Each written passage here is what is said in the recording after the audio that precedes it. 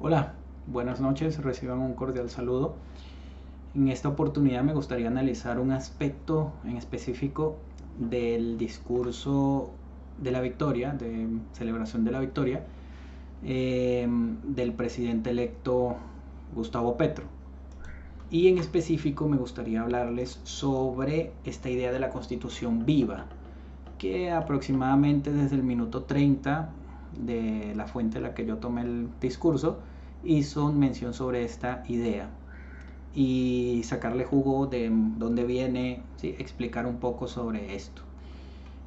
Frente a otros puntos del discurso, recomiendo la columna del doctor Mauricio Jaramillo Yacir, porque es bastante crítica y hace contraste entre el discurso y lo que o la tendencia que se venían manejando discursivamente hablando en el sistema político colombiano, comunicativamente hablando, anteriormente, ¿sí? Antes a este discurso.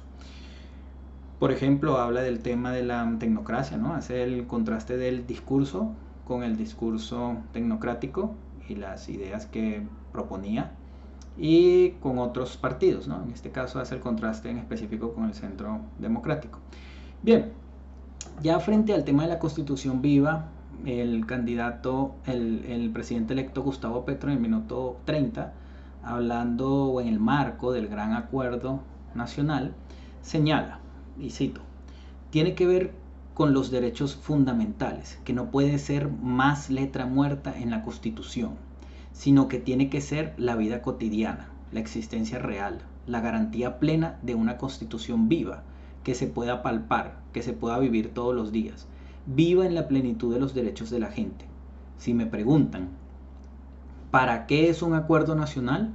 Para construir los máximos acuerdos que hagan que la vida de la familia pueda ser una vida mejor, eh, para que la vida de la familia pueda ser una vida mejor, que el viejo y la vieja puedan tener una pensión. Bueno, y a partir de allí hace otras comparaciones más. Bueno, a lo importante entonces, ¿de dónde viene esta idea de la constitución viva?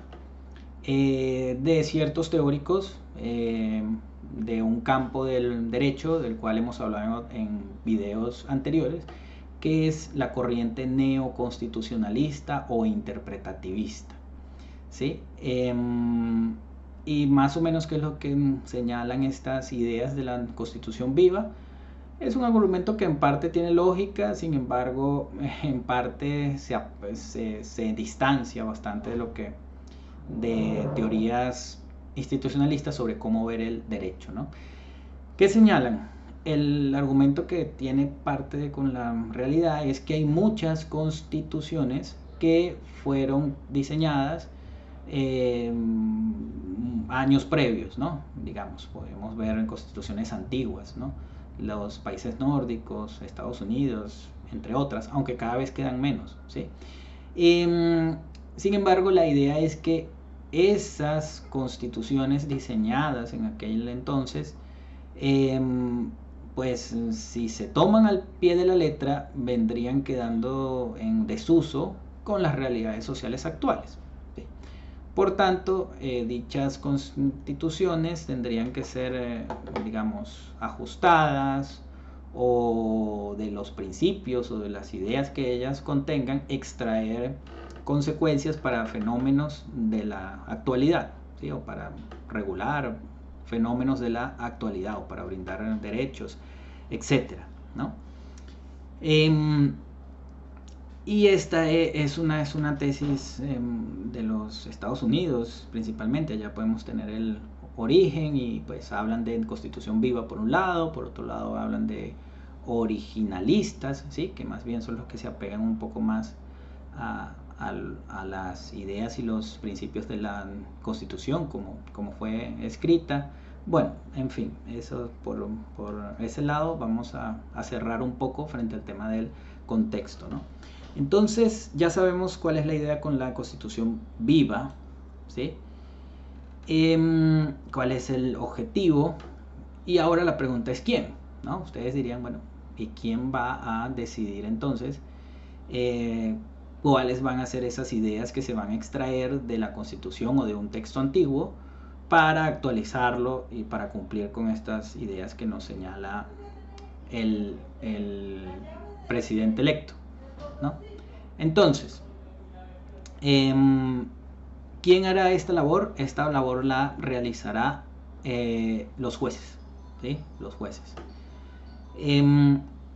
Y esto nos puede ir mostrando algo, ¿no? Nos puede ir mostrando entonces con quién, o posiblemente con quién querrá gobernar el actual presidente electo, Gustavo Petro, ¿no? Con el poder judicial. Para algunos expertos, autores que ya están señalando que las cortes van a ejercer control, bloqueos, el tema de los pesos y contrapesos es posible, sí, pero creo que este es un mensaje abierto a las cortes, que en un país como Colombia, como hemos hablado en otros casos y como podemos ver casi que semanalmente, con muchas sentencias en las que la ley y la actividad legislativa es menospreciada o despreciada por el poder judicial, creo que este discurso y este llamado del presidente calará, del presidente electo Petro, calará y calará muy hondo. Por otro lado, por el tema práctico, es mucho más fácil también gobernar con 5, convenciendo a 5 personas solamente, que gobernar convenciendo a un número mucho más elevado, que es el que se requiere persuadir o convencer en el legislativo, ¿sí? Entonces, por ese lado, ese tema. Para estudiar más estos temas del constitucionalismo vivo, podrían ir a autores que defienden esas tesis. Creo que Dworkin es un buen ejemplo. Podrían, como les digo, acudir a las fuentes originales. Sin embargo, desde este espacio, desde este video, desde esta y mis columnas, como podrán saber, los invito siempre a tomar una postura más institucionalista frente a cómo ver el derecho. Y les recomendaría entonces el texto Las formas del derecho de Fernando Atria, este autor chileno, uno de los principales líderes de la Convención Constituyente chilena. Y me gustaría tocar un fragmentito chiquito de este libro en el que señala una posible forma de cómo se resuelvan estos conflictos para hacer la Constitución viviente, ¿no? Entonces, me permito citar, dice Atria en este libro, página 289, en Is Democracy Possible Here? Dworkin define la idea de que los conflictos políticos se dividen de modo tan radical a los norteamericanos. Dworkin se refiere en el libro a varios de los más agudos. Son conflictos sobre la aplicación de dos principios abstractos, de los cuales todos los norteamericanos están de acuerdo.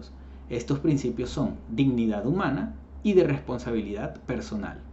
Ellos son suficientemente abstractos para constituir common ground, pero al mismo tiempo tienen suficiente sustancia como para que el debate político nacional sea posible y provechoso.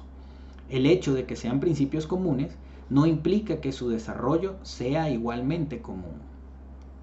Y trae una cita. Sería grato, una cita de Dworkin expresada por Atria, sería grato, o al menos polémicamente útil, que pudieran reportar mis conclusiones acerca del contenido de estos principios, cortan a través de las diferencias supuestas cultura roja, conservadora, y azul, liberal, ofreciendo algunas conclusiones favorables a las convicciones de cada lado. Pero ese no es el caso. Las opiniones políticas que creo que se siguen de nuestros principios compartidos serán de hecho azul intenso. Vuelve Atria, y ya cierro con este video. Cuando liberales y conservadores discuten, entonces el desacuerdo entre ellos puede ser entendido como una disputa acerca del mejor modo de entender estos dos principios. Cada uno intenta mostrar qué es lo que exige en la circunstancia la lealtad a estos dos principios fundamentales. Pero esto es precisamente lo que Hércules debe hacer cuando interpreta la Constitución. Subrayo esa parte y préstenle mucha atención. Hércules, entonces, es un modelo no para el juez, sino para el ciudadano. Y esto muestra que no hay diferencia entre las posiciones partisanas de los ciudadanos y las interpretaciones jurídicas que los jueces hacen de la Constitución. Ambos tratan, en la medida de sus capacidades, de imitar a Hércules, y así como el desarrollo completo de los principios fundacionales de responsabilidad personal y de dignidad humana alcanzan a decidir prácticamente todas las cuestiones importantes que dividen a los norteamericanos, esos conflictos tienen solo una solución compatible con la interpretación de la Constitución, pero identificarla no es adjudicar imparcialmente, es tomar partido. Bueno, dejo allí con esa reflexión para que saquen sus propias conclusiones de qué podemos esperar de esta idea de la Constitución viva, y abro el debate. Ojalá autores colombianos, que sobran, ¿no? Porque expertos en Colombia que defienden esta idea de la Constitución viva y del neoconstitucionalismo sobran. En Colombia está bastante influenciada por esta tendencia, y me gustaría tener algún intercambio breve, corto con ellos a través de estos espacios y poder reflexionar un poco más frente a estas ideas, ¿no? Entonces, bueno, por aquí los dejo. Disculpen que me excedí un poco en el tiempo. Un abrazo, bye.